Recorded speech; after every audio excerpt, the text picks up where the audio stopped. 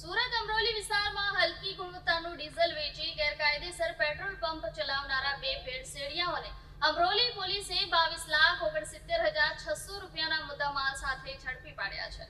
સુરત શહેરના અમરોલી વિસ્તારમાં આવેલ અંજની કેનાલ નજીક એક ચોંકાવનારી ઘટના સામે આવી છે। સ્થાનિક પોલીસે ઓચિંતો દરોડો પાડી મંજૂરી વગર ચાલતા મિની પેટ્રોલ પંપનો પર્દાફાશ કર્યો છે। પ્રાથમિક તપાસમાં જાણવા મળ્યું છે કે આ ગેરકાયદેસર પંપ પર સસ્તા ભાવે ગ્રાહકોને આકર્ષવા માટે ઓછી ગુણવત્તાવાળું ડીઝલ વેચવામાં આવતું હતું, જેના કારણે વાહનોને નુકસાન થવાની શક્યતા પણ વધી જાય છે।